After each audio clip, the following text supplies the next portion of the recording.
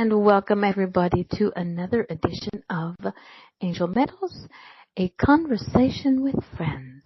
I added that because I thought that would be, because that's exactly what we do. We conversate. We don't, it's not the regular kind of, interview show. It's a conversation. We sit by the fire and we have a chit chat and we pick on people. Conversation. I converse. Yes, I conversate. Okay. My goodness, God's starting early today. Well, ladies and gentlemen, I am Mama D, your hostess for the evening. And those are the peace signs specifically for Scott. I love you dearly. My guest tonight is Lana Holmes. Now Lana is she's young and she's adorable, and I saw her a few times on Facebook. And I kind of sneak peek at everybody and see how they're doing and what they're doing. And I was like, oh, that I have to have her on. So, Lana, thank you for agreeing to come to this madness that I call Angel-Meadows. And,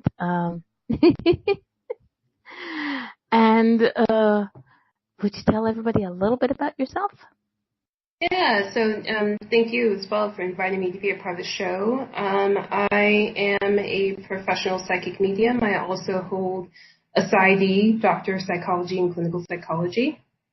And I have my own business called Lana Holmes Medium, and I do online psychic oracle card readings and mediumship readings. And so in terms of my spirituality, my spiritual path, as far as I can remember, I've always had a close connection to God, source, whatever you want to call them, and always wanted to know more about them and get closer to them.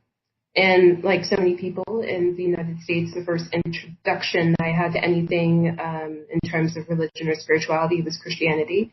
But also because of my family history, there is a mix of connection, and I would get to know this more later in my life, but a connection from people of the African members of my ancestry, indigenous African spirituality, including voodoo, and then also with the Native American portions of my family, various indigenous Native American spirituality, and some of the European ancestors I had of, some Celtic and Germanic forms of spirituality as well that I've just recently started to tap into, which has been really interesting. But I would probably say that I really began my path in earnest about, probably about maybe 4 years ago, approximately, where I realized that there was something more than what was being presented to me through organized religion. And I didn't know what that was, but I knew I had to find out. And so, throughout my life, there were these little experiences that pushed me forward. For example, I remember in 9th grade, one of my classmates at the time died in a horrible propane gas leak explosion. It completely totaled the house, killed them and their 2 younger siblings, the only ones to survive were their parents, or particularly their biological mother and their stepfather. And this was a classmate that I didn't personally know. But I would later come to find out after their passing that we had a lot of the same friends, and they were very popular, and I wasn't. And I can remember the day that everybody learned of this classmate's death. People were inconsolable, but there was this one kid in my homeroom class that was just making light of it, making really gross, inappropriate jokes about it, and I stood up to him.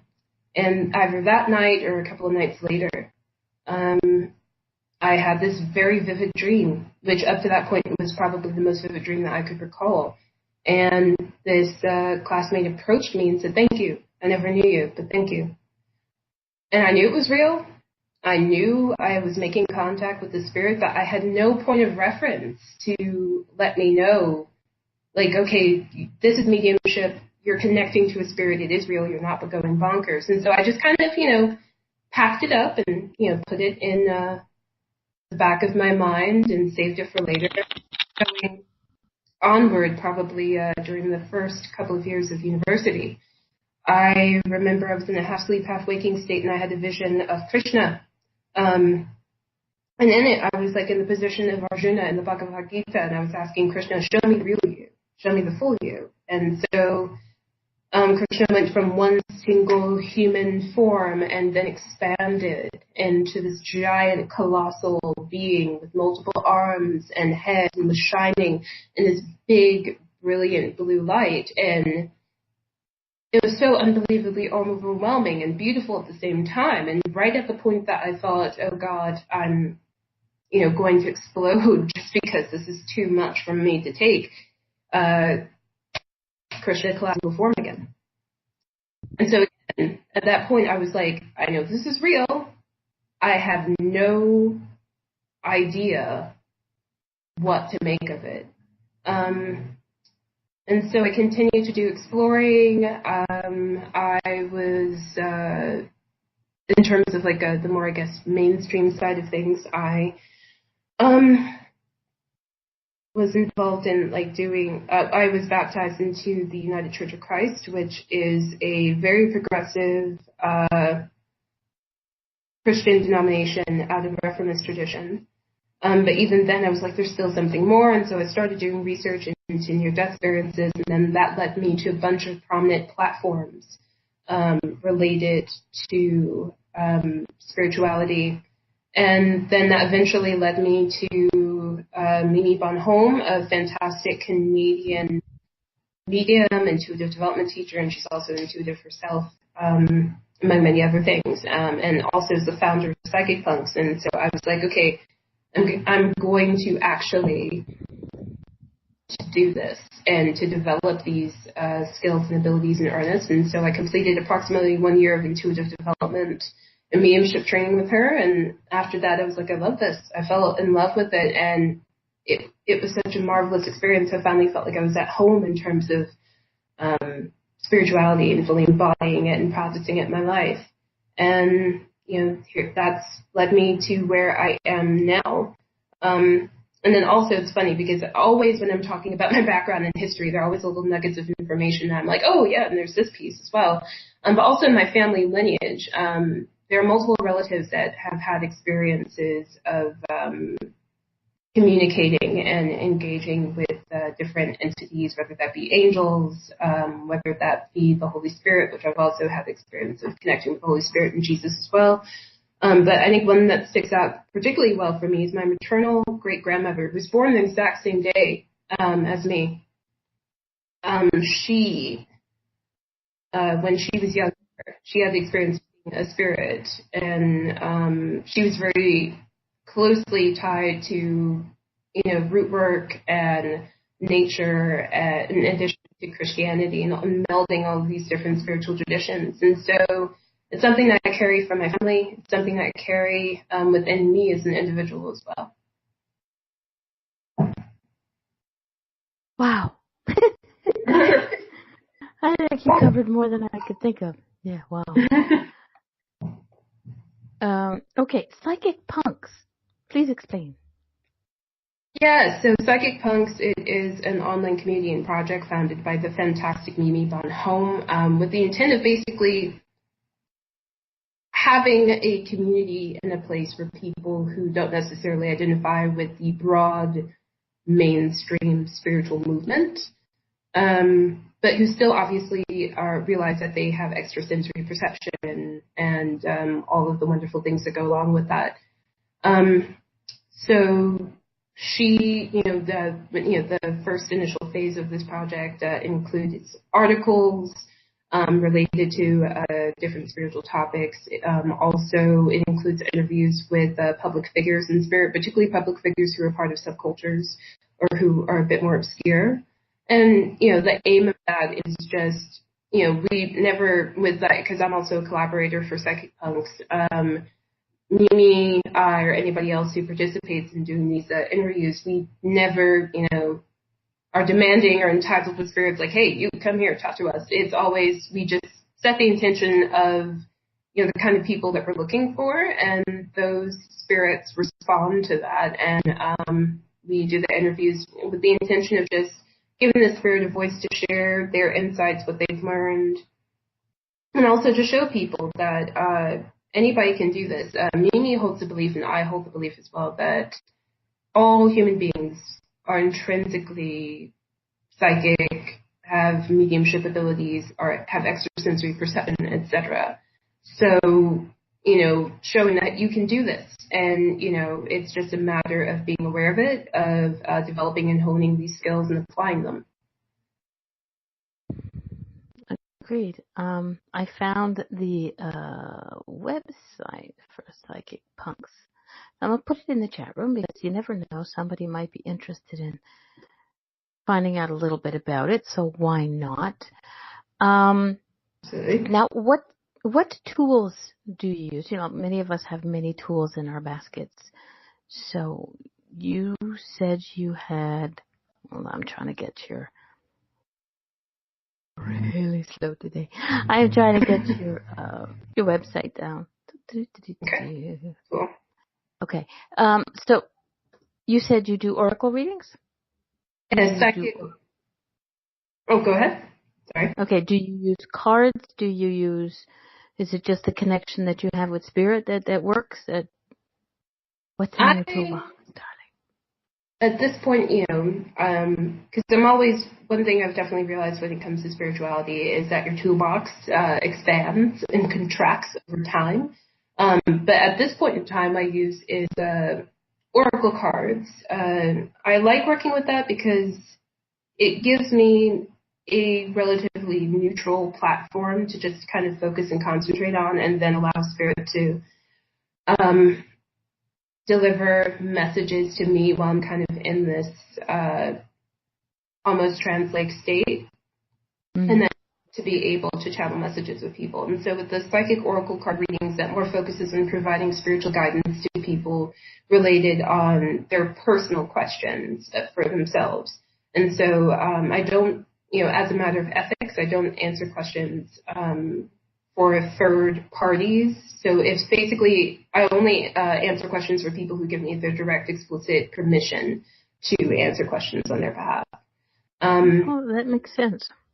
Yeah, definitely. Just because I think it's important to make sure that when you're doing this, that you are as ethical and practice with as much moral integrity as possible.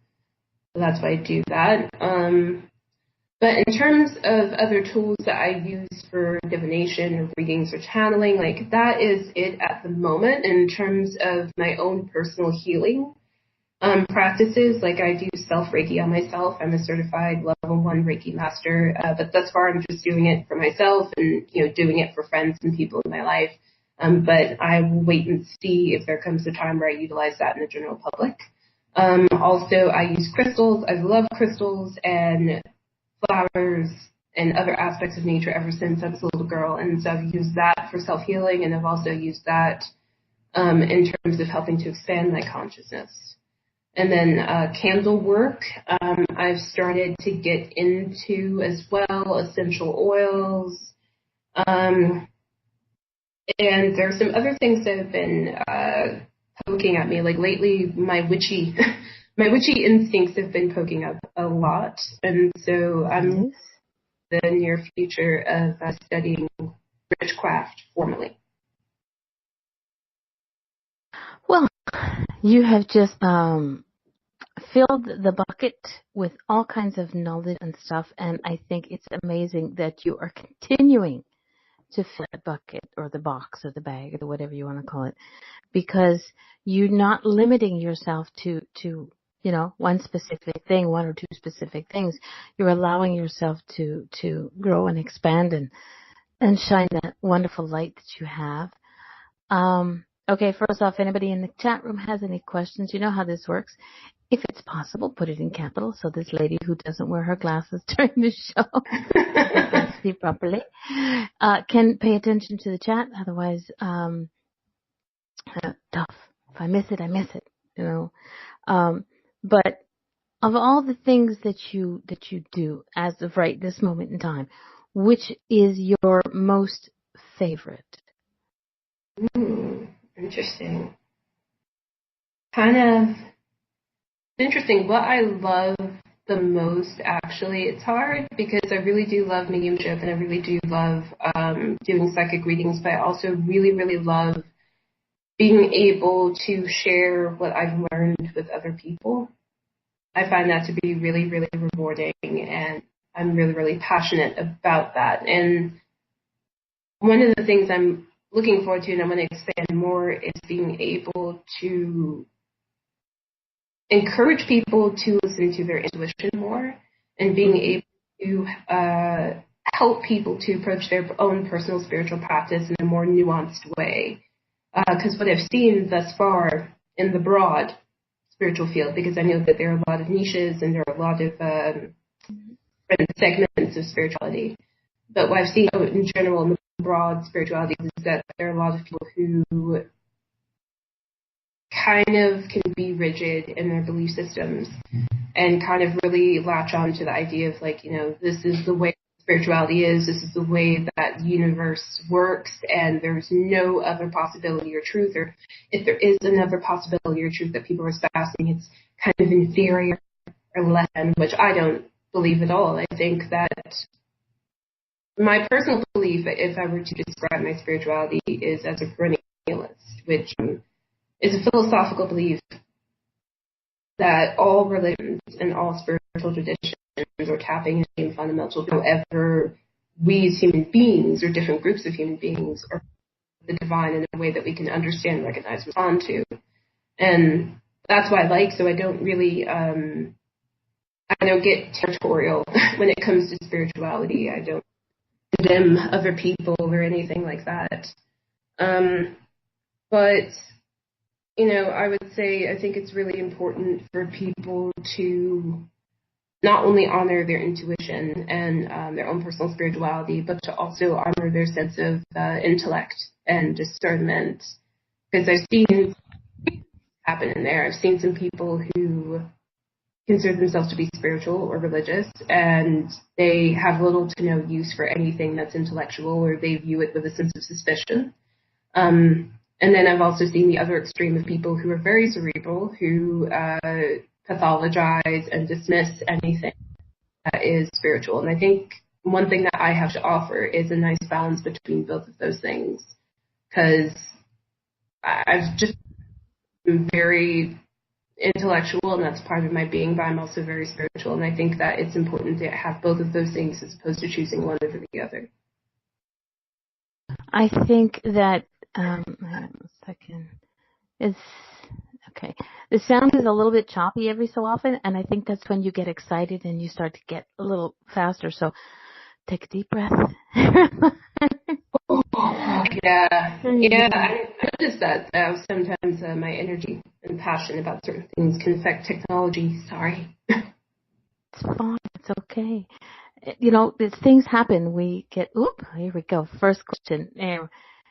Okay, first off, let me apologize if I say anything wrong, LOL.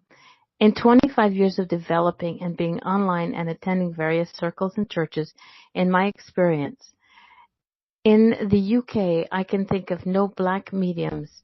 In the past year, I was introduced to an American dog communicator medium that only 2 people I have ever seen or met. Is there big taboos in the black community or something, or is it me being a bit parochial? Parochial. There you go. I couldn't say. There we go. Yeah. That's a great question, Spotnik. You know, I obviously can't speak for Black Brits or for, you know, everybody across the African diaspora, but what I'm seeing as an American is that there is a rising tide I'm seeing, particularly of people in my generation and younger, of African Americans who are returned to indigenous African spirituality. So there are people that are turning away from organized religion and going back to the spiritual traditions of their ancestors. But let's see. Besides that, since Scott brought it up, let's continue on that venue. Have you found any of your family or in your circle of friends, have they ever complained because, it's like, okay, this is, because, okay, here's the thing. Most of my connections with the Black community is they're, Baptist. Okay. Mm-hmm. And don't know the religions very well. It's just, but have you ever noticed that in the Black community, they're kind of like, no, that's because, like we say, all the people we see out there is Teresa Caputo, Sylvia Brown. They're all white. Is there anybody ever say anything to the fact that, are you trying to be like a Teresa Caputo or something along those lines, that it's not something that the Black community delves into? And if they do, most people think, oh my God, she's into voodoo because she's Black. And then again, it's stereotyping, which we know that sucks really bad, but. Oh yeah, for sure. In my experience, I've been really blessed that the people in my life haven't really criticized me, which is great because I have actually met, unfortunately, some other, mediums, intuitives, etc., who they have had individuals that have been really critical, that, have gone to all the usual stuff that a lot of us as spiritual folks have encountered. Are you into devil worship? Are you doing all of these sort of things? But no, it's not. That hasn't happened for me. If anything, because I've been thinking about this question myself, when you look at the broad spirituality field, a lot of these tenets, a lot of these practices, that a lot of these tools that are being used are coming from communities of color and their spiritual traditions. And yet, like you were mentioning, most that are prominent, that have the prominent platform YouTube and hearing, are white. And, I don't have a singular reason for that, and I don't think that any person can adequately try to explain that, what is or is not happening for an entire community. But, one thing is that as I continue to work with you, more and more Black as well as other people of color who are doing various types of energy work, but it's just for one reason, they're not given or not receiving the same level of high key attention that their white counterparts are. And I don't know what it is. I think it's like everything else. Okay, first a quick hello to people who stopped into the chat room. Hello. Delaney, thank you. Hi, sweetie pie. Guest, still, I'll take you as a guest no matter what. Randy Mayfield, welcome. I think this is my point of view, that a lot of people, in a lot of cultures, people seem to keep it quiet. And it's not like, hello, look at me, I'm all, like, you could have a radio show like this on your own, but you do it in a different way. I personally am a big mouth and I love to, have people shine their lights. And, some people don't like the idea of, what are they going to think of me? I used to go through that and, wonder what people would think about what I did and how I did it. And it's unfortunate because people sit there and do exactly what I said. First white person who comes out and says, oh my God, I'm talking to I have a big, shut up, Scott. Scott's insinuating that I have a big mouth. Yes, I do. Okay, I admit it. A lot of people will say, oh, it's as much as I don't like to agree to this, but there are people out there who say, when it comes from a white person, it's okay. It's like, lights and magic and the lady fairy, the good witch from Glinda, the good witch from the Wizard of Oz. And when it's in black magic, when it's a black person, a person of African descent, whatever, they sit there and go, oh my God, it's voodoo. Oh, it's negative. Oh, so it could be in that respect that a lot of people don't bring it out, don't show it. And it takes a lot for people to show it. Like I know it took me, I created Mama D because I wasn't sure how people would take to it, because I used to give a damn what people thought of me and how I was, and yada, yada. And now it's like, I don't care. Take it, leave it, I don't care anymore. I'm 56 years old. If you don't like me now, it's too bad, I'm not worried about it. So I'm hoping that, that it's not, unfortunately, the world we live in, a very beautiful woman posted on Facebook a video that we've been divided by race, and it's not our choice. There is only one race, the human race. Well, there's other races, but the one that we're all part of is the human race, and we should just stick together and stop being such a bunch of buttheads. But unfortunately, there are many buttheads in our lives. And Natty Cakes in the chat room has the question, was talking to a friend the other night. Her son's autistic, but very gifted, and he sees and talks to spirit. She says when he was born, he stopped breathing, and she was holding a black tourmaline crystal, and it vibrated in her hand. What would that be the crystal healing this child? Which I think he's an indigo child. Okay. Take on that one? I definitely think that it is possible. I definitely think that I personally do believe that crystals and energy healing, whether it be through Reiki or other modalities, can have a positive impact on people and can impart healing. The scientific field, there still is a certain kind of measured skepticism when it comes to that, and also I think in part a certain level of prejudice when it comes to spirituality and its use as healing. But I definitely think that it definitely very well is possible that that child experienced a crystal healing. I know in my personal experience, just in my life, there have been times that I have engaged in energy healing or prayer or other ways of healing myself aside from conventional medicine, and that it's worked and that it's definitely been an asset. So I'm not turned off to it, but I definitely know that from a scientific perspective, there's this kind of measured well, let's wait and see what we can find through research kind of thing.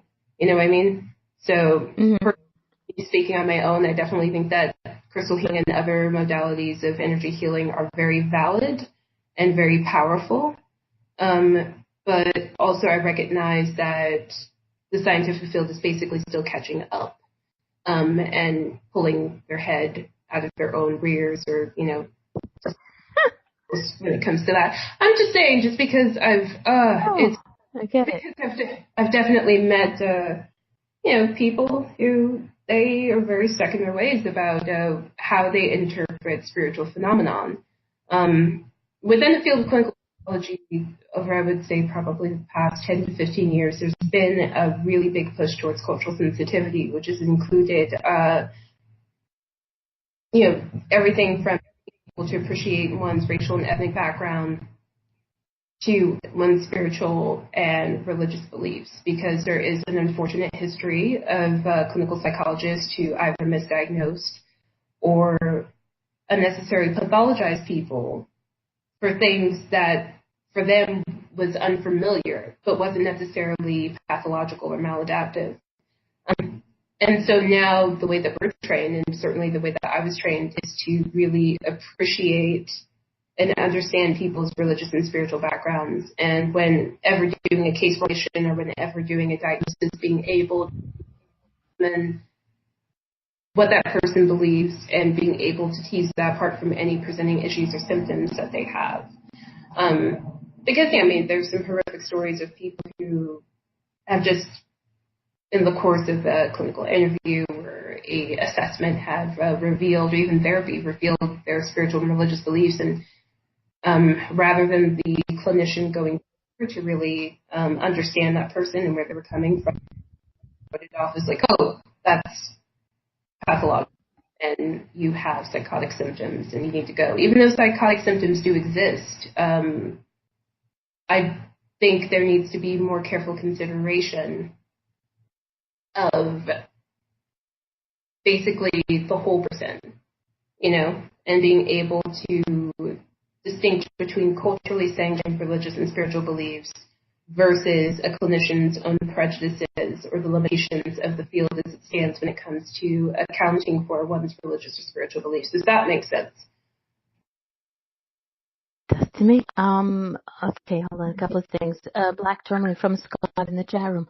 Black tourmaline is also a fabulous protection stone crystal. very powerful. Maybe it was keeping him safe until he could be resurrected and get back into his body. No, resuscitate. Oh gosh, resuscitate. See, I need my glasses. Natty Cakes also said, she says one night he was talking in his room, asking this old lady where her kids' son, what were her kids' sons. He told her that this, oh my goodness, kids' names. Okay, let's go ahead. Kids' names. He told her that this lady was looking for her babies and that they were in a train wreck. So he helped her find them. And she's now protecting him from this one dark energy trying to hurt him. And she hears him say once in a while, "You can't hurt me. I'm not scared of you." This child is 10 years old. That is quite for me. Hold on a second. I can't read two things at one time. So yeah, I can see that. What I think is, okay, here we go. Start again, darling. Quite possible. Very possible. And one of the things that I think, which is awesome, is if the mom is doing, is not, shushing him. You know, she allows him to, to continue talking to this woman, allowing that expansion. But being autistic, I find that an extra special for who he is and the connections that he has to spirit. So, and Scott in the chat room says, every aspect of our technology uses crystals. They are in mobile phones, computers, and a lot more in the chips, etc. They were in pencils, graphite. Ooh, I saw pencils. Early crystal radios too. Oh yeah, she says she's the mother is very supportive, which is very cool. So yeah, that's good. What are your views on the children as they're coming up now, the little ones that come up with that can have long drawn out conversations and see what we don't see? I think the children have always been that. One thing I can remember the elders in my family saying is that, basically the children can easily perceive spirit because there isn't the same level of social conditioning, or fear, or preconceived notions about what it means. I think for a lot of us, particularly for a lot of us who have gone on our own spiritual journeys, we can recount times early in our life that we had these experiences, but as we got older, we discounted them or, thought like, oh, it was make-believe or we were making it up. And so I do think I find it great that there are more parents and there are more kids who are being aware of this and are not immediately shutting it down or shaming the children or making them feel as if there's something really bad or wrong with them. Because I think regardless of where it leads you, it's important to really compassionately and lovingly explore these things instead of immediately forming opinion without really getting to understand what these children are going through, the kind of experience that they're having, the entities that they're going through. Or right, like Natty Cakes is adding, or telling you that you're crazy and dreamt up the boo-boos. Exactly, because it can be, oh my gosh, it can be so shaming. When you're a kid and you're going through this, and then there are other people in your life, particularly people who are in positions of power or adults, tell you, no, you're crazy and you're stupid. So I think I'm very glad that there are parents who are going like, okay, I'm listening to you, and even if the parents don't understand, at least being open to be like, okay, let's see what this is all about. Yeah, and I think that's the whole point of our lives today, is to be open to the differences of people and their understandings, and because I honestly I don't remember a whole lot of my childhood, and somebody said it was because I went through trauma, but I don't think so. But there's certain things that I can remember when somebody sparks in a memory.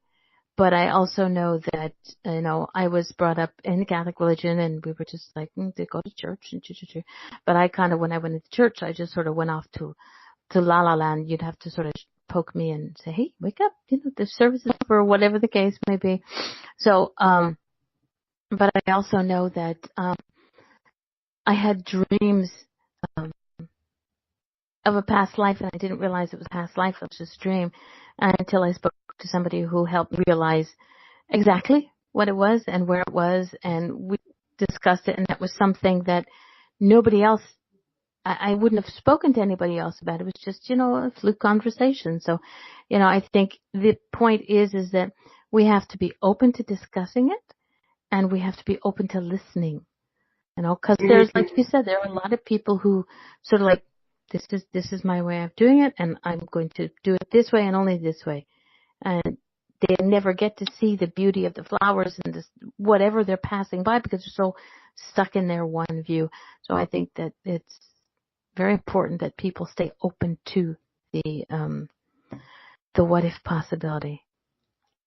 And for one reason, I feel prompted to say this, but one thing that's come up for me at least a couple of times in different readings that I've done is the library in Alexandria that was founded by Alexander the Great, which, according both to legend and also to historical records that have been found, this library not only contained, information related to history and the hard sciences, also about esoteric knowledge. And that library, if I remember correctly, was completely destroyed due to 2 fires. There's speculation about whether one or both of the fires were accidental or were started on purpose, or externally.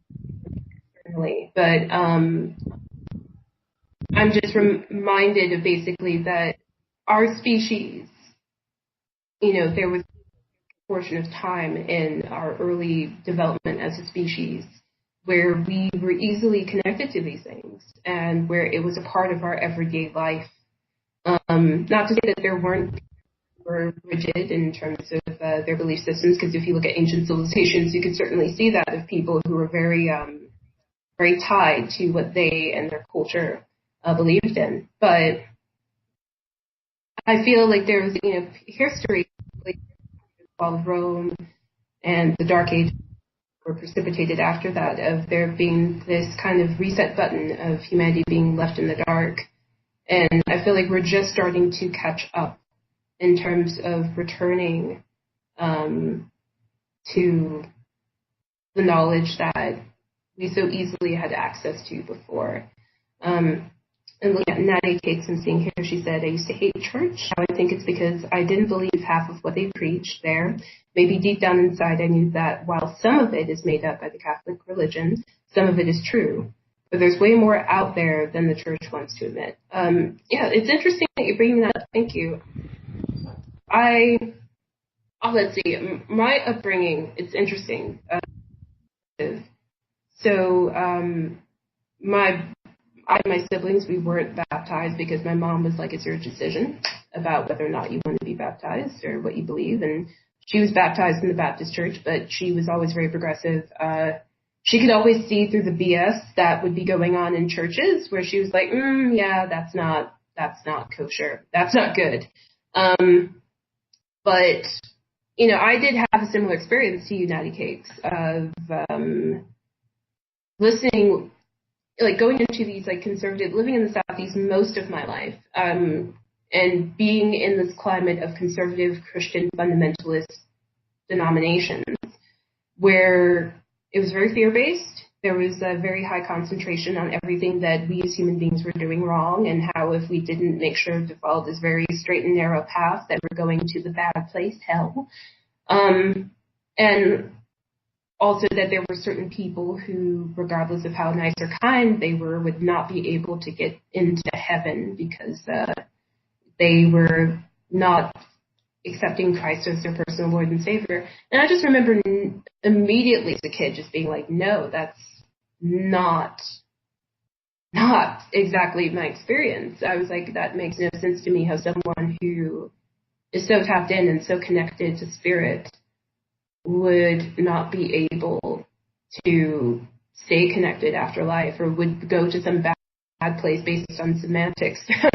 But, and then also the ideas of being anti-LGBTQIA, I immediately was like, that's absolute bunk, especially because I am bisexual. So I always compared it to my personal experience of God. Now, like I've always experienced God as being loving and supportive and caring beyond all recognition. And the same thing of other figures within Christianity, whether that be Mother Mary, whether that be Jesus, whether that be the Holy Spirit. It's always been a positive experience for me. And so I never related to the kind of hatred and discrimination and fear that was being disguised as religion, that was being spouted by these really hard right churches. And yeah, so I could basically all that to say, Natty Cakes, I can definitely relate to that. And also, you have to keep in mind of how people use religion and or spirituality to support their own agendas and means of, personally, when I look at energy work, I recognize that spirit uses me as an instrument and uses like any other channeler, medium, psychic, and intuitive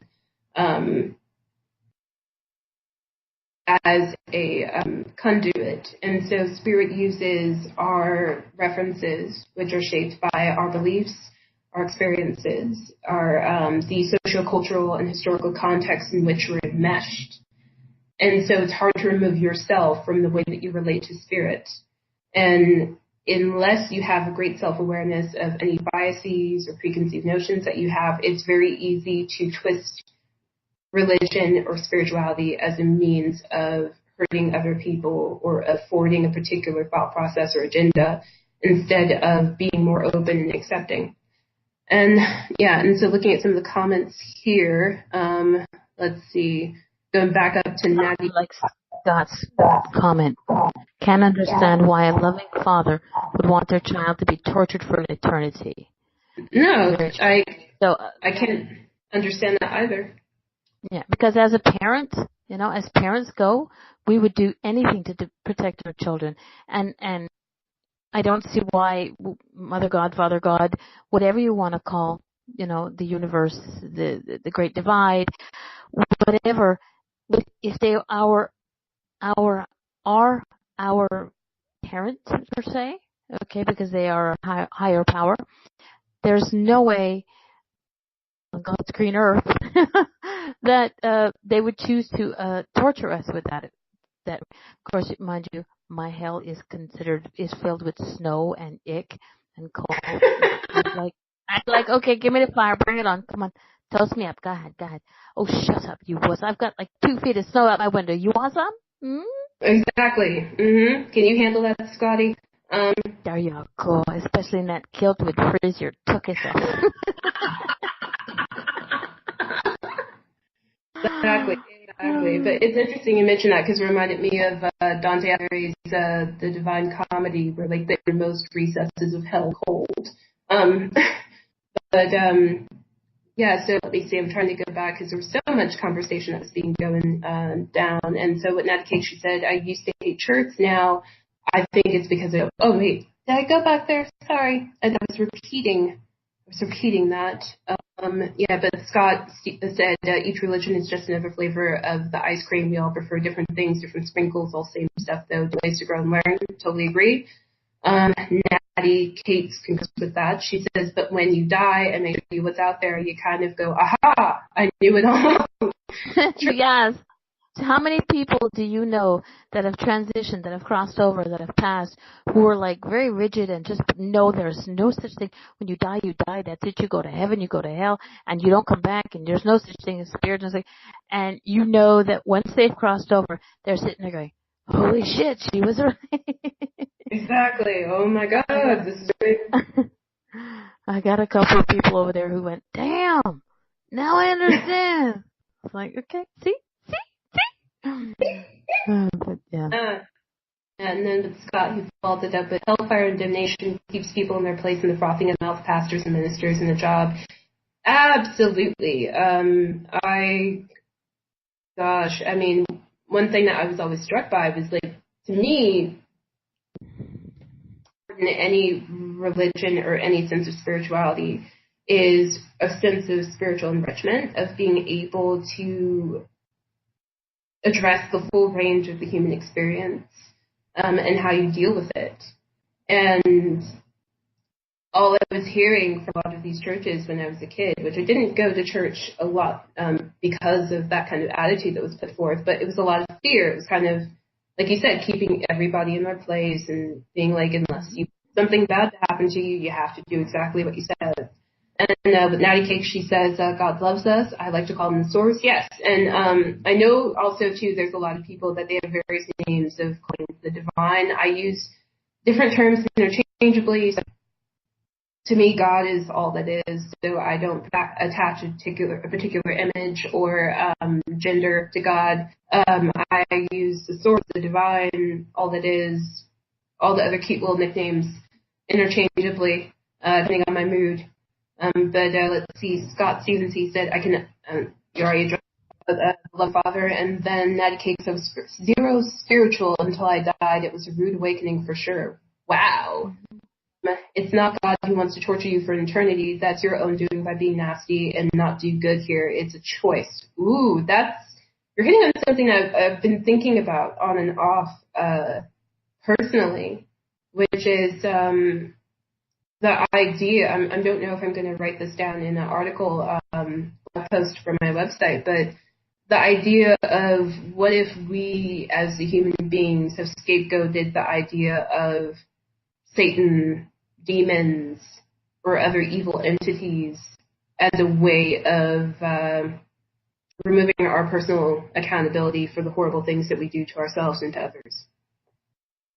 And I've been thinking about that as an idea because, I've evolved from coming from this background where there was this very heavy idea that Satan and demons are responsible for everything. And this is in context because there are other religions that don't necessarily have that same kind of fixation.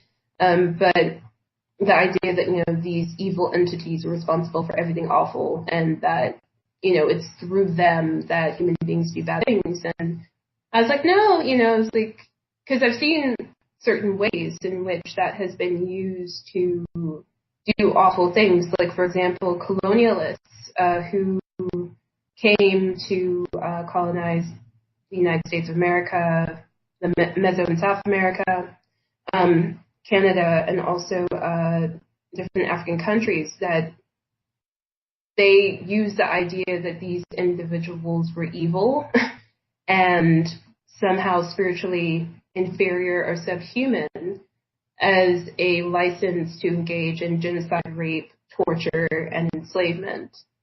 And so I think that there is a pretty good argument, at least in my mind, of how human beings use the concept of evil entities as a license to be able to do horrible things to ourselves without being able to take accountability for it.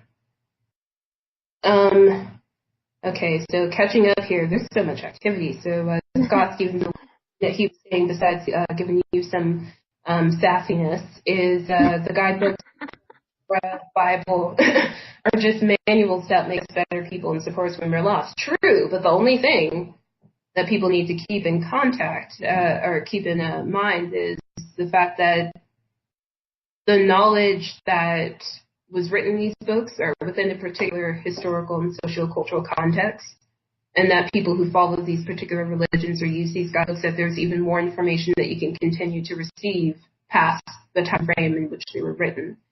Because,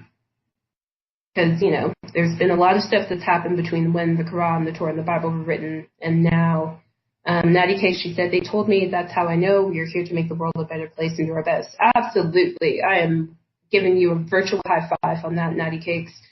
Scott Stevenson, do whatever you want, say a few Hail Marys or prayers. No, it's the devil that did it. Remove self-responsibility. Absolutely. It always makes me think of Flip Wilson in the character that he played. For anybody that... The devil made me do it. The devil made me do it. Oh my God. Yeah, but oh gosh. One thing that really, let's see, and Scott did something else. It's been used by those empowered to meet their needs and control others, e.g. King James changed his edition to steal lands and call people witch to get rid of them. Absolutely. And also, and particularly in the case of the Bible, you have to keep in context that the Bible, at least during the Middle Ages, was rewritten by hand by members of the clergy, particularly in the Catholic Church. So because human beings are fallible, it's conceivable that people either made mistakes when it came to translation and transliteration. Also that maybe perhaps some people might have made the concerted effort to change or remove certain passages to fit certain agendas. And even when you go to the formation of what we call the canonical Bible, of the process of midrash, of when, the leaders within the Judeo-Christian tradition trying to come up with what was going to be the canonical Bible that we were going to use, or the Torah, there were certain books that would later be formed in the Apocrypha that were originally excluded. And so, there are people who have made conscious choices about what information regarding religion has been kept, has been promoted, and has been followed. And so it's not simply the idea of the word of the sacred text being inerrant and being a direct representation of spirit. There's a lot of human muddling and interfering that goes in the middle of this as well. So that's things. Yeah, and oh, go ahead. I think we also have to remember is that each person who rewrote the you're not on headphones, are you? I do have headphones in. I'm just because I can hear myself. Okay. Is everybody has their own beliefs, whether we want to admit it or not. Everybody believes has their own mindset of certain things. So somebody might put an accent on one word, whereas the other person who wrote the next book would put an accent on another word. So that's where the changes are, because, like you said, they're human, they're men. Men, woman, men mostly. Guys, they get to sort of, put in what they don't put in. I had a guest on one time, and he channels the hey, Missy, who? How's it doing, baby girl? Hey, Christy.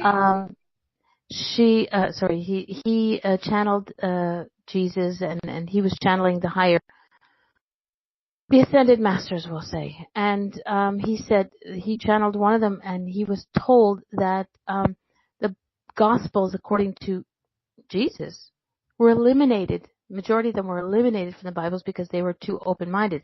Because we all know that Jesus is an ascended master. I mean, hello, hands-on healing, Reiki, hello, So it just depends on who wrote it, who, it's like if he's having a good day and, if his mistresses and all this stuff were, making him happy, was he going to write the right ones, or was, So, but yeah, I think that's one of the things that we have to remember as well. Scott said they're also written down centuries later from a spoken-only dialect. Yeah. And there's not too many people around. There's even the Latin, like the language of Latin. It's funny because I saw something on, don't watch TV much, but it popped in. There's one priest left. He's very focused on teaching Latin. He was like, and he's like the way of a Latin teacher. He's like, you do it this way and my way. If you don't, he's like, yeah, no. He's cussing and yelling at you and whatever. And they brought him up to Rome to translate things and to teach Latin and whatever. And because he was outspoken on a certain thing about church and the way the church was run, and they tossed his butt to the curb and sent him back to the States, and he has nothing to do with church anymore, according to the church, but he still teaches Latin. But he also, that was the thing, was he was saying things the church didn't like because what he was saying was the truth. Is that some things are not the way they were supposed to be. It's written in Latin. He can read Latin. He's one of the few people that can read Latin perfectly. And he says, this is the way it's supposed to be done. But somebody else said, well, so it changed it again. And he was outspoken about not agreeing to the changes. And they just sort of, like I said, tossed his butt to the curb and see how that works. So Latin is also a language that ensured that the Celts and the indigenous speakers were unable to talk to God. They had to go through that. Yeah. Talk to God every day. That gets me, is that we have to go to the churches to talk to God. Hello, God is in here. He's in your heart. He's in your mind. He's around you. He's, so you go stand in, the piss pouring rain. Excuse my language. In the pouring rain, that's that's a close connection to my higher source. And oh, by the way, for me, God, she's an awesome broad. That's all I gotta say. Yeah, but it reminds me of the Gospel of St. Thomas, which I think is in the opening passages. The kingdom of God is inside you and all around you, not in mansions of wood and stones. Let a piece of wood and I am there. Lift up a rock and find me. And so I got chills with that. Yeah, but I think, people, human beings, God bless us, we're delicate, sweet little snowflakes. We're dealing with something so great as the infinite and the divine, that there can be a certain amount of fear and a certain amount of sense of control and possession of trying to understand and grasp this. But, I think we have to be open, and we have to realize that what we understand and know about spirituality and about religion, it grows and evolves, and that there's so much more out there than we know. And just to hit on Natty Cakes, I see your comment about Remember the Da Vinci Code movie, which is also based on a fantastic book. How Rome tried to prevent the movie from coming out. That raises questions. So you think absolutely. And in fact, the Gospel of St. Thomas and the Apocrypha of the Catholic Church, and particularly Vatican, had a hissy fit about those things being released because they saw it as being a challenge. But eventually, of course, like with so many things, once the information and the cat was out there, they kind of submitted to that and go, okay, but, still officially not fully recognizing it. But, it's interesting that about how certain people think they have a monopoly on the truth and information. Yeah. And Scott puts in there, yep, but the churches have to pay bills too. And I understand that, but you know what? I don't know if it's just me, but there's a church in my neighborhood which I wanted to go to. I was raised a Catholic. It's a Catholic church. I wanted to go in and I don't know what I wanted to go in for. I just knew I wanted to go in. And middle of the day, doors are locked. Every door to the church is locked. And I was like, but why? It's supposed to be open to the public. It's the people's place, right? So why close it? And then I had asked somebody who worked at the church and in the volunteer section, and they said the church is open except for Sundays when there's masses. It's open on Thursdays from 9 to 4, and then they close it. And I was like, I couldn't get that. And I understand why, but still, there's still, keep somebody in the church all day long. They got not a whole lot of stuff to do. You get people who are willing to do that, sweep up, I don't know. But because there was vandalism in the church. So things were broken, things were stolen, and I get it. But I also agree that there should be, if you want people to come into the churches, you should have it accessible to them. And there's no reason why, like I said, there was no logical reason why I wanted to go in that day. It was just something sort of drew me to it. And I tried every door, and the very last door had a stained glass window of Archangel Michael. And I was like, that's why. For me, he's a very big part in my craziness. And yeah, so like Natty says, a lot of things that go on in the churches with the clergy abusing boys and girls, not just boys, but yeah. But like I said, for me, I see that it's supposed to be a house of worship, a house of the people, not just of So why not leave it open? But that's my opinion.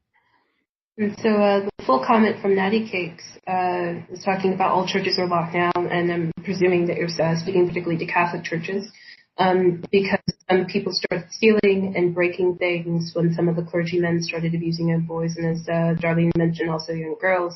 They've been locked since all that started, or rather when it came out.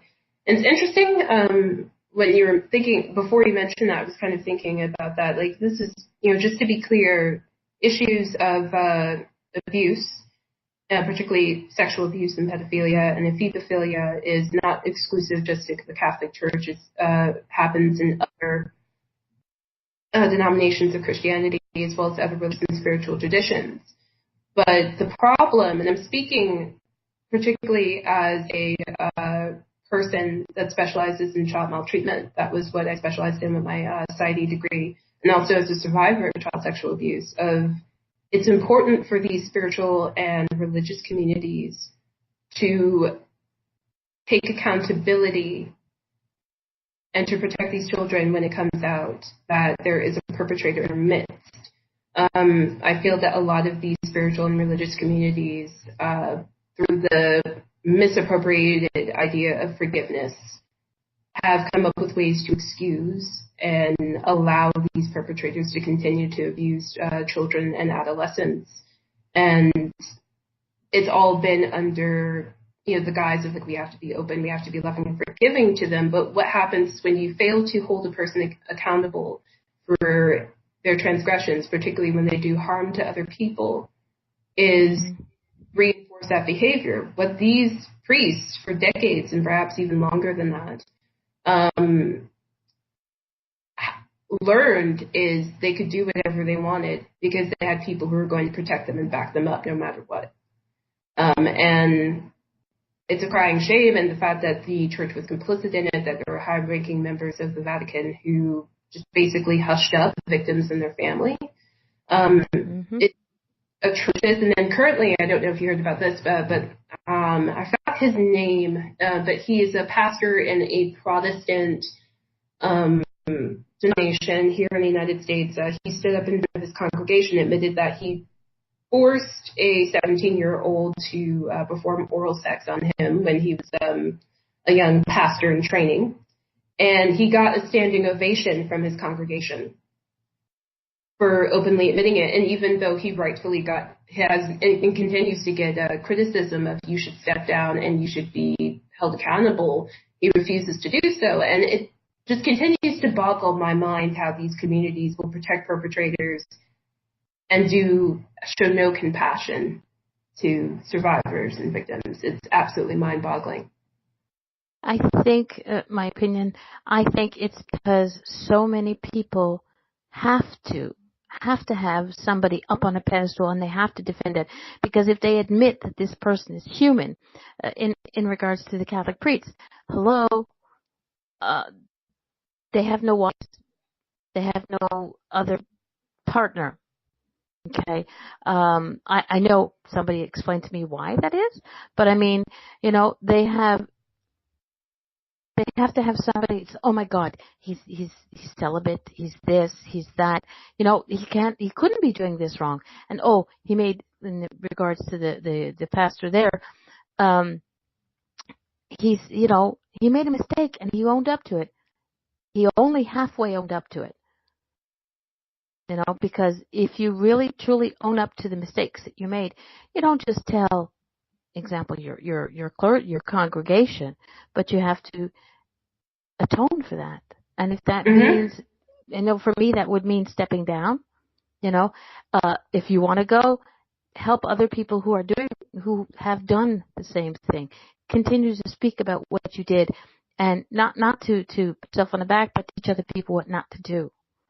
And yeah, Natty Cake says it gets swept under the rug so many times that the victims feel worse.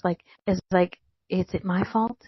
Am I the reason that it happened? And it's not, Father so and so or Reverend so and so or whatever. So, gosh, we're wild tangent today. I know, but some people can't, are afraid to watch somebody fall off that pedestal that you put them on. So, so I think that's one of the reasons why that, for this minister, reverend, priest, whichever he is, and in particular, half of his, we'll say half, 3/4 of his congregation is like, yay, okay, you did great, you told us, now let's get back to normal, because they kind of don't want to admit it. They don't want to admit that happened, that this person up there who has all of our love and respect and a lot of our money as well could have, done such a horrific thing. So they kind of erase it from their memories. Exactly. And I mean, even more so here in the States when we had well, I mean, that would be going off on a tangent, so I'm not going to go there, but I do see a parallel in a slightly different way that's happening in the spiritual community, where there are individuals who engage in victim blaming, who, when there is an individual who discloses that they have experienced trauma, and there are many forms of trauma, it includes abuse, neglect, or other things, but somehow they attracted it to themselves. And that's they need to just find it in their heart to forgive their perpetrators. And I honestly think that's fucking bullshit.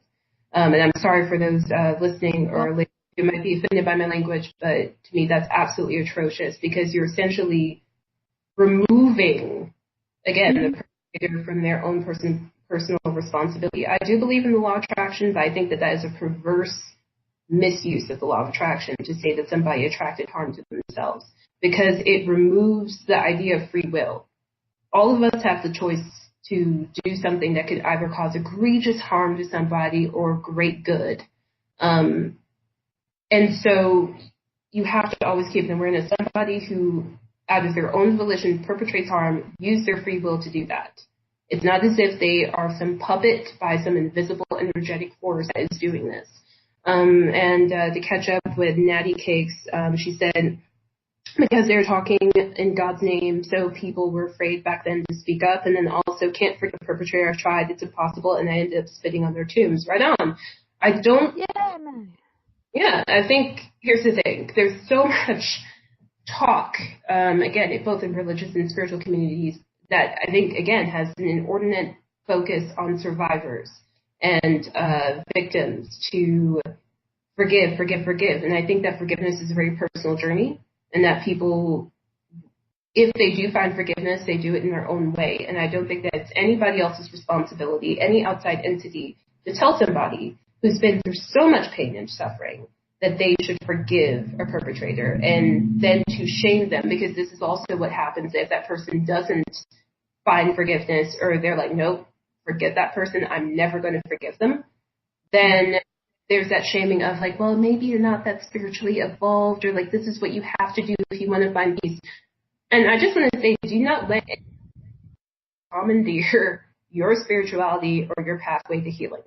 That's yours and yours alone. Even if somebody else is an individual who, is well established in their own spirituality or in the spirituality field, do not let anybody try to guide what you do, basically, when it comes to forgiveness, when it comes to your pathway of healing or anything else. Okay, so, got on my soapbox for a second. This place is good for soapboxes. See you later, Christy. Night, sweetie. Thanks for coming. Love you so much. Thank you, Christy, for stopping by. So to catch up, Scott. Go ahead. He says, a lot is also controlled by the powers that be. It controls the politicians and celebrities and ministers, etc. And once they're no longer needed or have something to give, they're thrown to the papers, and suddenly they're in the media and in court for long ago crimes against, etc. Yeah, it's interesting how that is used, that there are certain people that are protected so long as they continue to make money, as they continue to be popular. And then once they're no longer useful, then all of a sudden these, like you said, crimes that they committed decades ago are all of a sudden brought up, and people are going, oh yeah. But also I think another element of it is people coming to terms with the level of support that they've given to these people, and coming into their awareness of, because I think one of the reasons why, take for example, celebrities who've perpetrated egregious harm have been allowed to skate by, even though it's been an open secret, open knowledge they've done these horrible things, is because they have a fan base. They have people that no matter what, even if they have fans that absolutely know for certain that this person did something awful, will still patronize their work, will still support them no matter what. And so I think it's also by people who consider themselves to be fans of these people and their works, consciously making a decision to go, nope, I'm not supporting you unless or until you take accountability, or knowing that what you did, I'm not going to support you ever again. That also feeds into that. And then let's see, with Natty Cakes, no amount of spirituality can undo a whole life of pain and suffering that came from one event that modified your whole life. Absolutely. I think I think that, our pain and our suffering is a part of our story, and it's a part of our spirituality. And there's this concept in the empirical literature in psychology related to trauma called post-traumatic growth, which focuses on the meaning that you make out of your trauma as well as the things that you've gained out of it. So, for example, as a survivor of trauma, it can lead to things like, I know from myself, like my trauma history has led me to be more compassionate. It's helped me to be dedicated to being an advocate and an activist for other people who've gone through the same experiences. It has also helped me to truly stand up for what I believe in, no matter what. And so those are the positive things that happened, but still doesn't remove the fact that what happened was painful and that the individual who perpetrated this harm never took accountability. I mean, yes, justice was received. They went to jail, thank God, and I was believed when I reported the sexual abuse that I experienced. I was immediately believed. The perpetrator was prosecuted and put in jail. But, at the same time, it doesn't remove. And so, yeah. If we step back a bit, and this is Scott saying it, if we step back a bit and look at it with today's eyes, a lot of those past behaviors are being aired to the light. More and more people are no longer accepting that this is the way it is because this is the way it is. We're growing and refusing to accept this anymore. All caps. Absolutely. I completely agree with that statement because I think I've personally never been the kind of person that's subscribe to the belief of like, yeah, life's a bitch, and so you just have to accept it. If there's something wrong, it's capable of being changed, and why don't we change it? And so like you said, I think that more and more people are realizing that just because something has always been messed up and it's always been that way doesn't mean that we have to accept it. And I'm really heartened that there are all of these coinciding movements that are happening where people are no longer accepting injustice, they're no longer accepting mistreatment and demanding things. Of course, there are some people who are pushing back because, change, even if it's good change, can be really frightening for people. But I think I'm really heartened. I think that these movements that are coming up are going to continue to stay, and that it's not under the rug. I think also one of the things is some people, and I go to chat rooms and I listen to conversations and I sort of have to step back and shut my mouth. Hi Cheryl, welcome to Hey Cheryl. Is that people think, well, why did it take her or him like 40 years to come up with it? Because they didn't think they had that support. They didn't think anybody would believe them. And even still, there was to leave names out of it, but there was a young girl who was molested by, I believe it was her stepfather. And she spoke of it when it happened. Her mother believed her, but everybody else, because he was a name, didn't believe it. They just sort of, no. And today she's doing it live interviews, and people are like, well, why didn't you say something back then? She did, but nobody listened. It's just that now people are listening. As hard as it is that the shit going on again. I'm going to have a big plus jar today.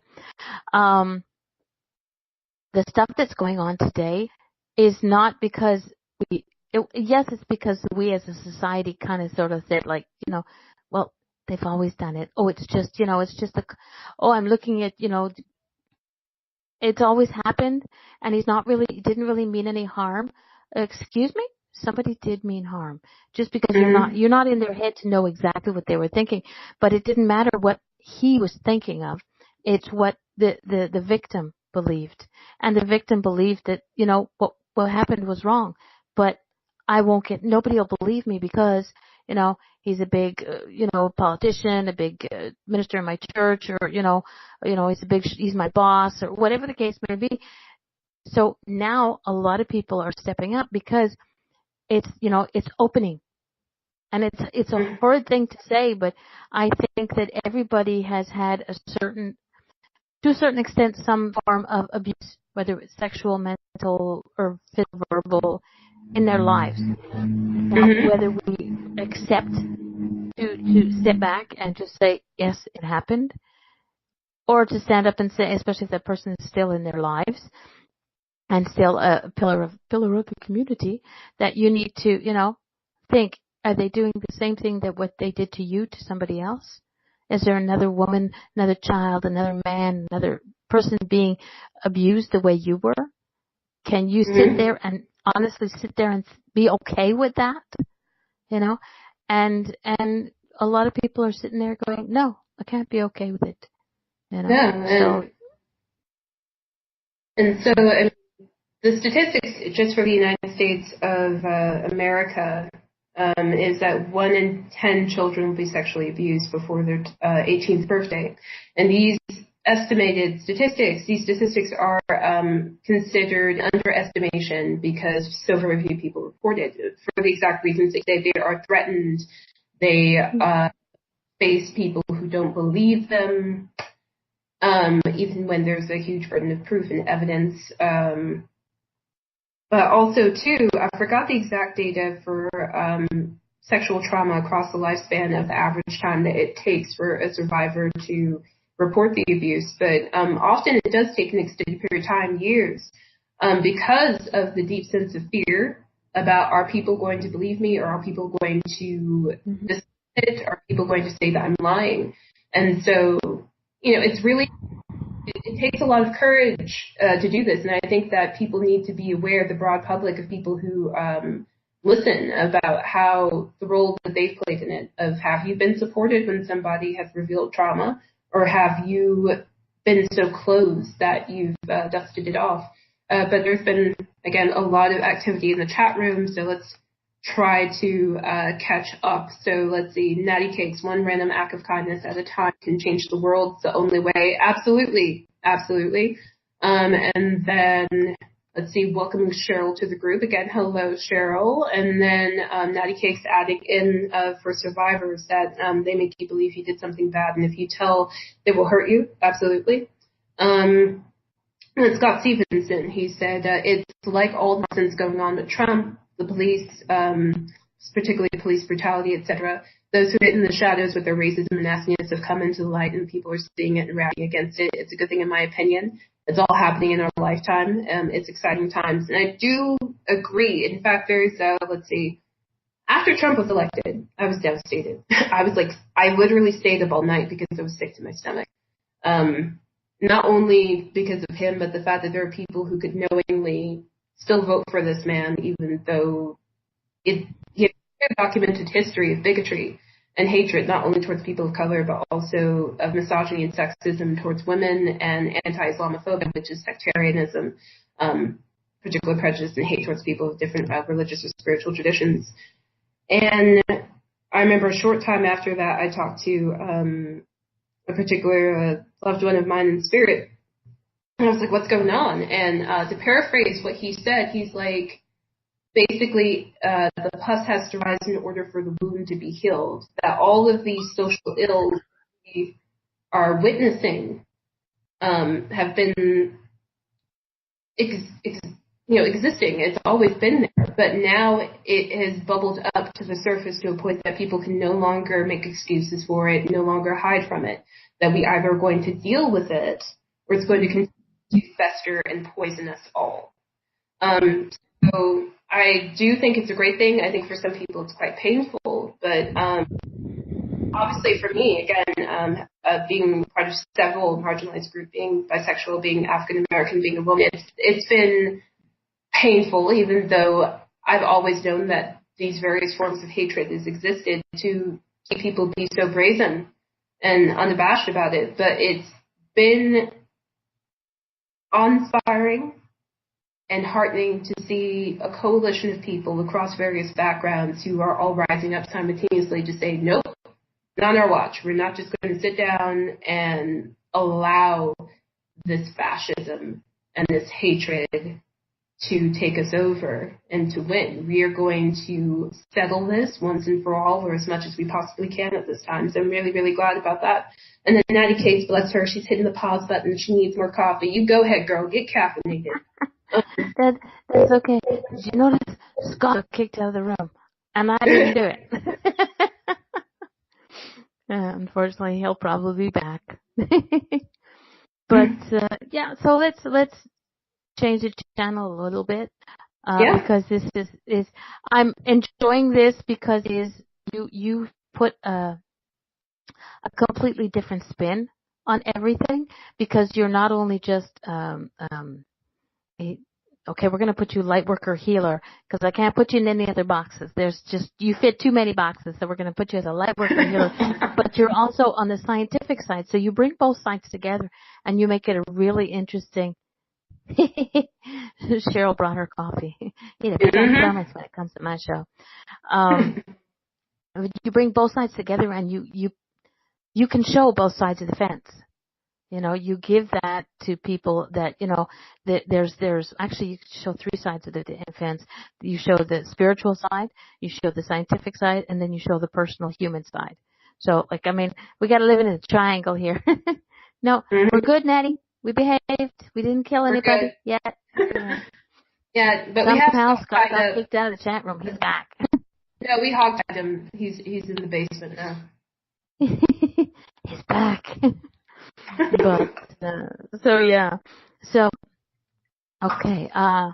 Let's get a little bit cloudy. Yeah, what do you see for yourself in the future?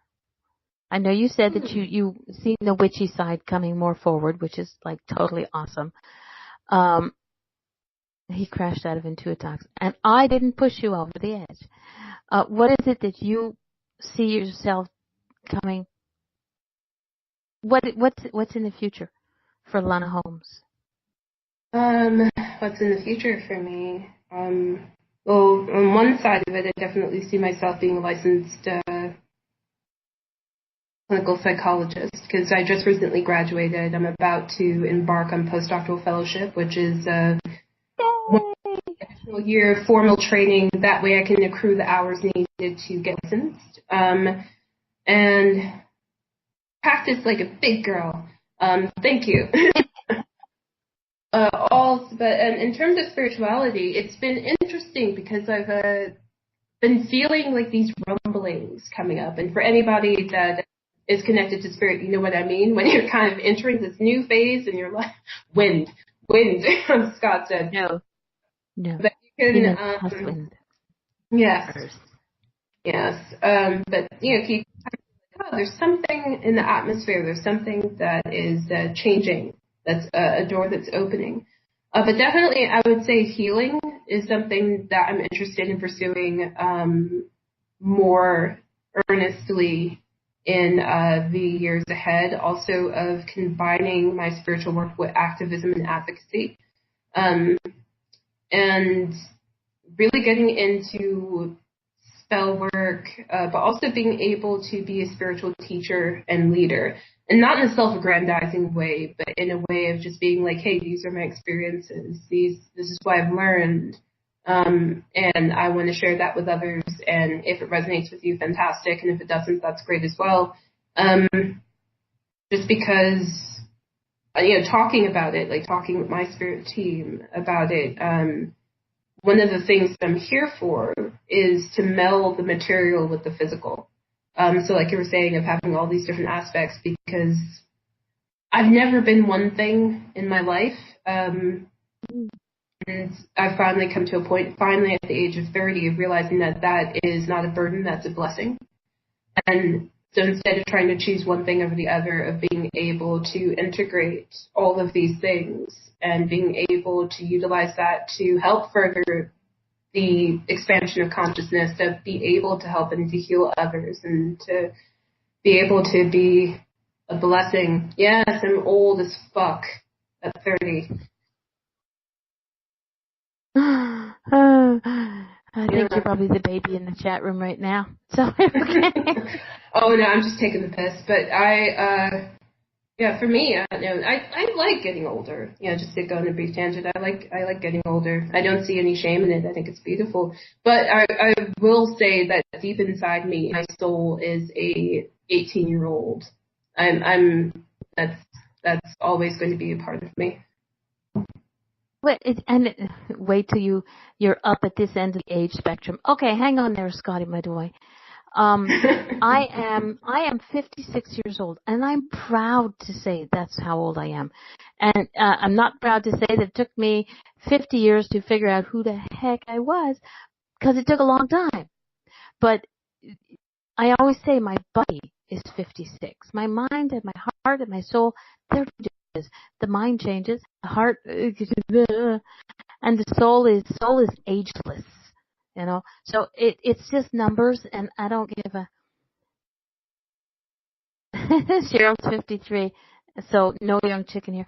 Yeah, but the thing is, our age is just, like I said, just a number. Mm-hmm. We used to, when we were kids, I remember when I was a kid, and somebody would say, I'm 50 years old. It's like, oh, my God, that's old. I look at it now, I'm 56, and I'm going, I'm not old. But the kids are like, oh, my God, you're 56. I get the nice one going, oh, but you don't look it. Yeah, okay, I got a few words for you, darling, But, Mm-hmm. But age, like, age is, because you might be 30 body-wise, physically wise, but the stuff the way you talk, you don't talk like the average 30-year-old, You don't talk like the average. I don't know what age you talk like, but you're not, because it's just like you're open. Nanny says I'm 48 and lives until 78, so honey, I'm not even gonna die. I already did. Neither race wants me, and so I'm here for an eternity. I'm gonna help the globe crack. Exactly. Yeah, but let's see. But I totally agree with you guys that age, in terms of chronological age, is shouldn't really define how you act. Because I think there are certain expectations that we have about how people should, particularly as you get older. This idea that you should kind of just be demure and go into a corner somewhere. And I'm not.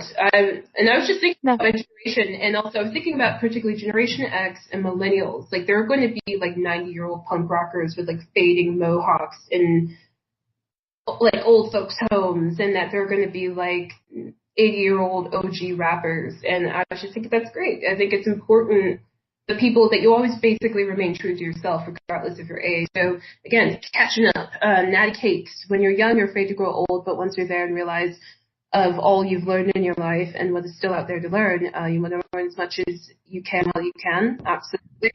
And then Natty Cakes, I'm 48 and going to live until 78, so I want to learn all I can for sure. And then Cheryl, someone said something about my age the other day, and my grandkids got worried enough to croak on them yet, and told them, no, I am too stubborn. And then Natty Cakes, but once you go to the other side, there are times there are no age limits, none of that, which is hard to even imagine. It is hard to wrap my mind about the idea of time being non-existent, of being an arbitrary creation of human beings. Like, on one hand, but then on the other hand, like, I'm still kind of like, huh? Like, you know what I mean? But it's pretty cool. But also, let's see, Scott saying, it sounds fab, you're an awesome communicator, and it's about time to, you're so sweet, Scotty. But with Natty Cake's comment, this prompts a question that I want to ask everybody, of, do you have any fear of death? No. And it's funny because, when I was younger, there was, wow, there's going to be one. I did attempt to take my life a couple times, and I didn't think everything that I was doing here was worthwhile. I wasn't, but I stopped because I was afraid to die, Mm-hmm. But now I look at my life and I'm like, I haven't done everything I wanted to do, and I haven't done everything I know I can do, but when my time comes, Yeah. and I don't fear for myself. I feel Mm-hmm. fear for who I'm leaving behind. Yeah. Mhm. You know, I get. I have 3 children and I have a husband and I have a sister, and so that's the only way I fear. But I don't fear for myself. I think like, hello, it's just um it's another venue in my path. It's another step to who Darlene, who Mama D is, and it's I always say Mama D. Somebody told me I should register my name as my personal property. So I'm going to go figure out how to do. Mama D is me, Mama D Angel. But yeah, no, Mhm. I don't, personally, for me, like I said, for me, fear of dying, I have no fear of it. What I fear is what I leave behind, who I leave behind, and how they will be affected. Yeah. And so, looking at the comments, and just to protect people for those who listen later, just reading the comments as opposed to the names. But yeah, there are a lot of people who say that Scott says no. Cheryl says no. Natty says no. not anymore. She's been there, done that. And Yeah, and Randy it's says a little. Why? My question to you, Randy, is what are you afraid of? And Cheryl says, I worry more about what I leave behind. Exactly. One of the questions is, are you on my dream or am I in yours? Nah. I have a very, very special and dear friend who became my, I don't know, she's like my exact twin, scary as it may be. Her concept of life is that what we're living right now is a dream. And you know how when you have those dreams where you're going to fall over and you wake up all of a sudden, like, whoa, it's because you're about to wake up in your real life. So when you mhm. die here, it's because you've woken up in your other life, in your real life. You know, there's different levels of life in this. So she believes that this is a dream. What we're living right now is a dream. We're dreaming it from our altered state, from our higher state. So, but, and here's just a quick one, Scott. If I'm in your dream, it's a nightmare, darling. Oh my gosh. Oh wow. Mm. But interesting. Like, so to answer my own question, fear of death has been an evolution of me. I used to fear Mm. death when I was younger, but as I evolved, as I developed and got older, I don't have a fear of death. The one lingering thing that I worry about is how I will die. Like, because I guess my ideal for death for everyone, regardless of who you are and what you've done in this life, is to be a nice, peaceful transition where you know exactly what's happening and you're aware of it. But I know for some people, it's different. There's some people, based on the experiences of individuals who've had near-death experiences or who, communicating with spirits who've transitioned, that for some people their deaths were perfectly peaceful and a beautiful experience transitioning from the incarnate to the celestial. But then there are some people Mm-hmm. who report that upon dying that it was a painful experience. And so the only fear that I have left, and it's going away by the day, is just, wanting to have a nice, pleasant, peaceful death instead of hurting. I pretty much So know true. die. I know that I'm going to be dying in my 80s, so, which, for some people, I talked to one of my friends about it, and they were kind of like, oh, that's kind of creepy. I don't know about that. And I was like, actually, I find a strange comfort in it. I'm like, all right, I need to get to work. There's this much time left. There you go. Scott in the chat room says he has dragons and wolves and 3 daughters and sees Buffy the vampire, so he's not afraid of me. Ha! Your dragon and I have had conversations, darling. Mm-hmm. Natty K, the fear of hurting while you die is a common fear. Not knowing how you will die. No one knows when or how. What scares people the most is what scares people the most. Is that not knowing when? I think there's that possibility, but I think also like Lana says, a lot of people are more afraid of the way they die. Yeah, do I want to go to bed one night and fall asleep and done? Yeah, that sounds good. But then I think, well then, my kids will find me and, so it's like, I gotta go walk out into the bush and just take, my mother used to say it, oh Lord love a duck, my mom used to say that. She'd take a pack of cigarettes and go out in the bush and just, pass away peacefully. I don't smoke anymore and I better be doing that in the summertime because I don't like the cold. Mhm. Well, yes, I'll make sure I'm dressed, because that's the scariest thing. Okay, not even going there. Okay, Oh. uh, Randy, I agree. How I will die sometimes scares me. I would hope when it's my time, a long time from now, I hope it'll be peaceful and in my sleep and in my old age. What is considered old age? I mean, aside from Scott, what is considered old age? I think that's evolving as the lifetime expectations grow.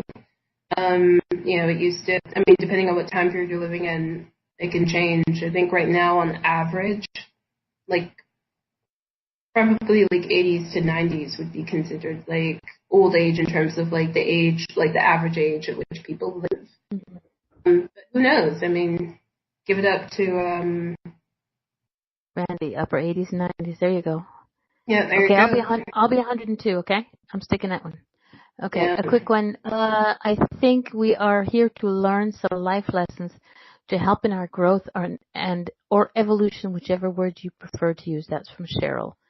Very true. Yes, and the thing is, we're not only here to learn lessons, but we're also here to teach lessons. And teaching is not being a teacher, but teaching by example. One of the things that you said, Lana, that you would like to be able to teach your spirituality or whatever, and it wasn't really teaching. What you will be considered is a mentor, because you're not. I have a dear friend, Eric, who says a teacher is supposed to have all the answers. Nobody has all the answers. We have our answers, but they're not all the answers. So I believe True. what it is a mentor or a guide. And Yeah. the word mentor keeps popping in my head for you. Yeah. And Scott, that resonates. yeah, Scott in the chat room says, there seems to be a lot of fear that drives our life here. Eat the right food, don't smoke, exercise, don't be fat, thin, short, flat. If there is a heaven, would far wait a minute. If there is a heaven, I would far rather be there than this. The fear seems to be cash generators for these controls. Very true. We have to, everybody is like, oh my God, I'm okay around the middle, and it's not good. But again, it's fear. You're overweight. The obesity scale is bizarre now.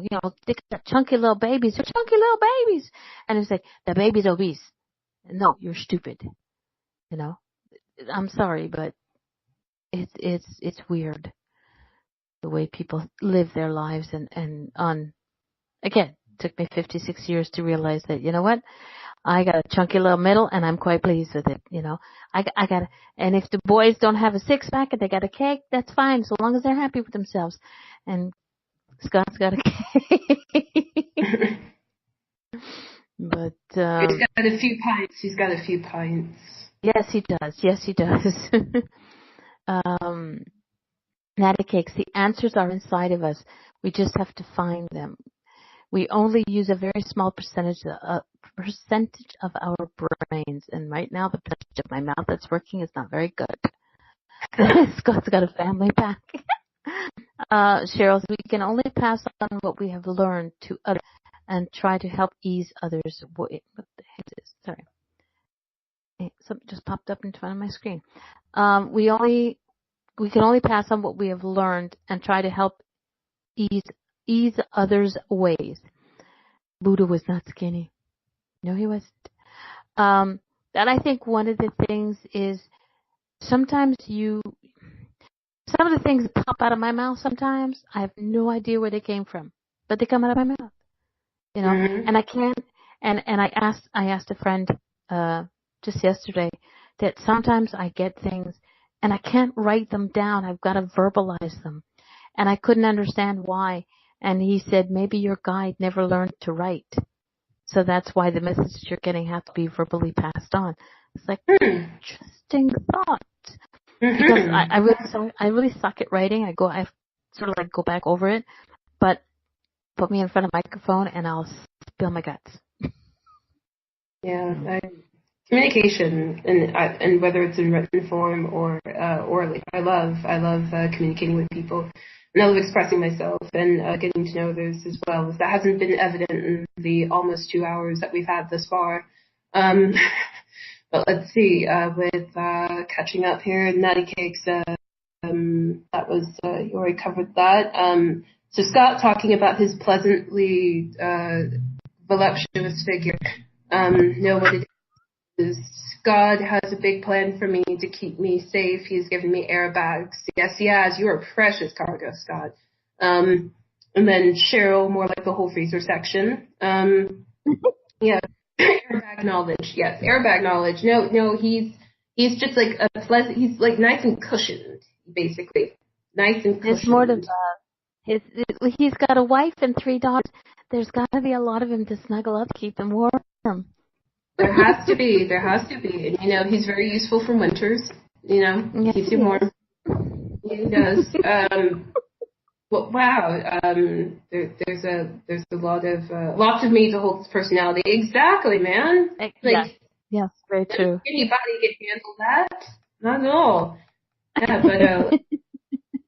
Yeah, but to speak to that, if people, yes, I do agree with Natty Cakes that people use a small percentage of our brains, and that's been supported by empirical literature and scientific research. We're capable of using more, but also like going to Scott's point about fear. I think that a lot of fear is projected. I think, unfortunately, we live in a culture where a lot of examination, and so a lot of these opinions and ideas that they formulate are things that they're just kind of spouting to other people because they haven't sorted their own stuff out yet. I mean, that's only a fragment of it. Obviously, there are other reasons. I think that that's a contributing factor. Point about mentorship, that does resonate with me because I see myself, I really detest the idea of a spiritual teacher as being someone who knows everything and who is sitting at a superior level and telling everybody what they need to be doing with lives. I mean, obviously, if you think about it, that's impossible. Any human being, regardless of how spiritual or religious they are, can never hold the answers. But there's like some people who try to carry themselves that way. And I like to think of it as a process of facilitation, of just being able to share what I've learned and helping people and being able to learn from others as well. It's a constant process. You're never going to reach a point where you know everything, in my opinion. You're always going to be learning. You're always going to be evolving. That basically, yeah. Go ahead. I think that when you have gotten to the point where you know everything, that's when you transition to the higher side of life. That's when you go fly with the angels. You're done learning. That means you're not. It's not necessary for you to be on this plane. So it's time to go. And make a new plan and come back in. It's interesting because I think even at least from live grass, I don't know about angels. And I need to talk to Ascended Masters a bit more about it, but at least for other human spirits, there are spirits that communicate with, or that I've seen the interviews of, who convey that they still continue to learn, even as spirits in the afterlife. And so, for me, I basically, when it comes to my learning my spirituality, I don't hold any tight expectations. I'm here to party. This is amazing, incredible experience to me. To learn all these things, incarnation, and to continue to have the opportunity to grow and share with others and to learn from others too. So let's see, with Scott, we have talked about weight is becoming a huge industry, and we are encouraged to divide into clans, the fat and the thin and the fit. We are encouraged to point and laugh and think we're better than them. Yeah, I think personally against experiencing, when we can see past the meat suit, we become developed, more open to spirit, more open to healing, and all the other paths. Yeah, I can see that. I mean, the ideas of what is the ideal physical shape is very fluid. If you look at human history, different periods in time, different cultures have different ideals about what the most beautiful or healthy body.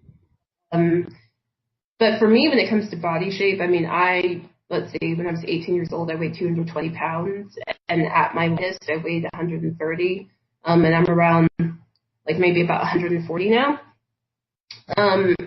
For me, it's always been about health. It's always important to just make sure that I was functioning at my best and happiest. When I was 220, given my height, I, struggled to engage in any arduous physical activity, or even simple physical activities. I started to have troubles with breathing, and so it was a decision to me to make sure that I was doing what was best to be happy and healthy for myself. And that was based on what was actually happy and healthy. It wasn't based on like getting down to a particular size or fitting in a dress. It was just making sure that I was as vibrant and fit as possible, as I could be. But, there are people who are considered to be overweight, that are very healthy, even though physically they're larger. And so I think, people need to go. And I think, luckily, there are a lot of people who are large who have started to rise up and combat fat phobia, and to say, like, we are just as valuable, beautiful than people who have athletic builds or who are skinny, and there shouldn't be any discrimination against us because of our physical shape. And I am totally in support of that. To the modeling industry. Oh yeah, they for sure. always have tiny little 14-year-old girls who were just still developing, never mind, growing. And then there was full-grown women had to be told when they went for a job, you got to lose 20 pounds, you got to lose. And now there's a very beautiful, full-figured model that has stepped out of the shadows, and people are accepting it. And it's coming, different sizes are different shapes, like you said. And different eras in time were different, were different views on what was beautiful, Mm-hmm. So yeah. My mom, Cheryl said in the chat room, my mom always told me as long as I kept learning something every day, I was still living. Very true. Mm-hmm. Yes. And I also believe so long as you learn something and teach something, show somebody, share, do something. Learn something every day, share something every day, and do one good deed every day. And even if that's wasn't a good deed, make somebody's life that hug somebody, smile at somebody. I think if you smile at everyone, if you don't walk around like sourpuss, like you stuck a finger in you're sucking on a lemon, and you can smile at people, even though the people sit there and go, what the hell is wrong with that woman? They got to smile. They may not got to smile for the rest of the day, but that might be an important part of their day. Okay, Scott in the chat says, my cholesterol and BP are spot on what they should be. It drives my fitness freak friends mad. Well, that's because you're always out walking the dogs. Or they're walking you. Got your big ones. Cheryl, I have found that as long as you are trying to be healthy, it shouldn't matter what size or color of race you are from. It's what you have inside should be the standard people should see. Yeah, but unfortunately, people don't see it. Some people are just like bubbleheads. And that's trying to put it nicely, so I don't have to put them on a swear jar. Yeah, so you just leave those folks alone. Yeah, exactly. And those are people who are not on. Just sweep them off. Just later for you. Scott, one of the most famous clothing designers who happened to be gay, stated that he didn't want anyone to look at anything other than their clothes, so he always chose really skinny models, so no one would not to distract folk. Oh, please. Us full-figured broads can model nice things. And Natty Cakes, when you buy a bag of mixed candies, you don't want them all the same shape and size. It's true for us too. If you were all the same, it would be boring as hell. Well, in this case, we're not a mixed bag of candies, we're a mixed bag of nuts. Scotch, the biggest nut in the box. Even if a kind word, somebody who looks sad. Yes. Oh gosh. So yeah, I think this we have to make I think one of the things about this show that I found today is that we've touched on many subjects, and they're not just. It started at one end of the spectrum. It started from A to Z, and we went everywhere in between. And I think it's going to be an interesting to watch the comeback, the responses from this show, because we have hit everything. Oh yeah, we're going to have Lana back. Sorry, I take that back. Lana, will you come back and do readings? Yes, I will. It would be my pleasure. Cool. So we'll make sure you are over your cold. And then you can pick on her then. No, I don't think you're going to pick on Lana. I think Lana's still going to give you a run for your money. Behave on me, Scott. Please, Scott, behave. He's a boy. Yes. But, yes, most definitely, I would love to have you pick on Scott. It's more fun. Do you realize, Scott? Okay, Randy's being very quiet, but Scott is like the very vocal male in this room. Well, it's because Scott's used to being here. But Randy, I do hope that you will come back, and it was of interest to this show, because Lana, you have been like a breath of fresh air. Not that you know it's crazy that things are not the same, but it's like I said, you give.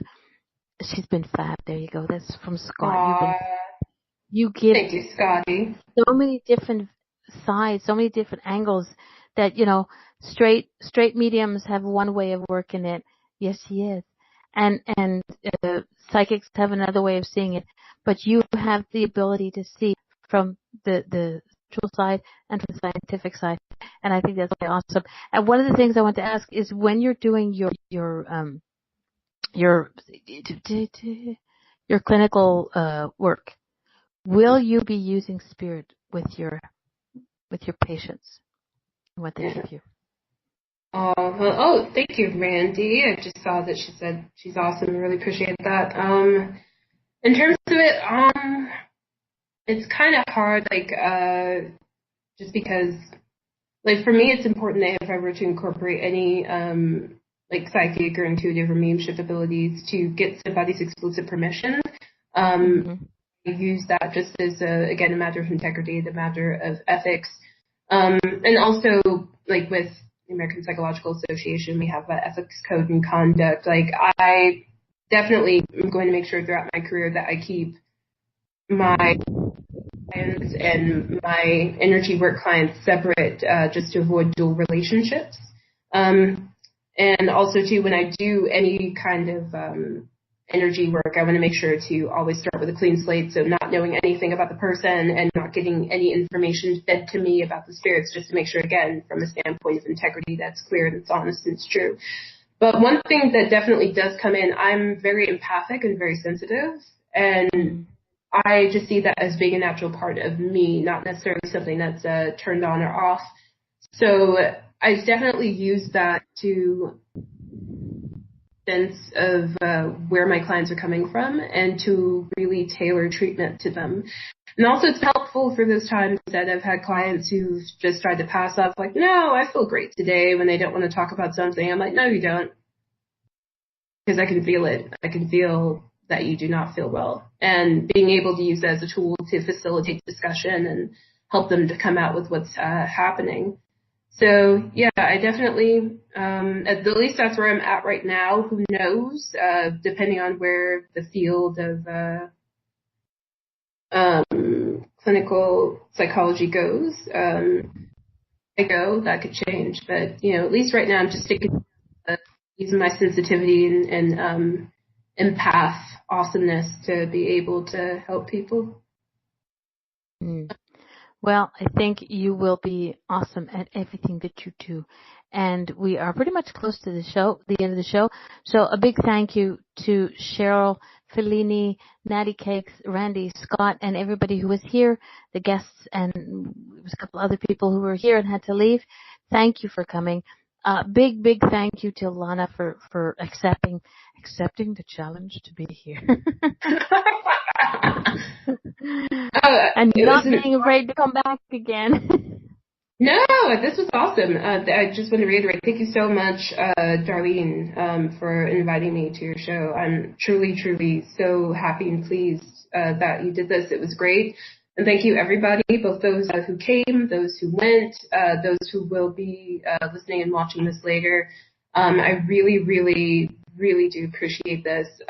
All of you have been so fantastic, and I look forward to doing this again, but this time doing readings. I'll make sure that I'm in tip-top shape and healthy to do that. And then, Randy, sweetheart, don't worry. I'm an outgoing introvert, so I totally understand about, staying. And I understand that. And you knowing you've been absolutely delightful, and you just keep on being you, sweetheart. And don't pay attention to Scott. If he gives you any trouble, I'll whip him. Yeehaw! Yeah. Hopefully it doesn't happen. Hopefully it doesn't happen. Hopefully it does, and we get it on camera. We get it on live. All right, a little quick note. Next week is supposed to be my little brother from another mother from over in the UK, Glenn Steele.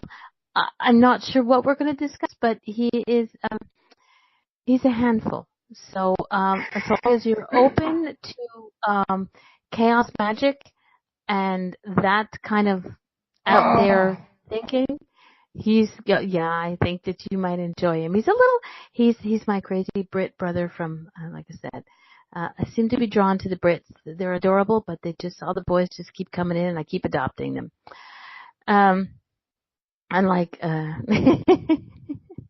So, we're going to say goodnight, and we will see you all next week. And like I said, Lana, anytime you want to come back, just let me know. To say, okay, Darlene, if you have nobody here, I'm here, So, Sure. night all. Y'all be good, and we will see you next week. Night yes. all. Good night. Sleep tight.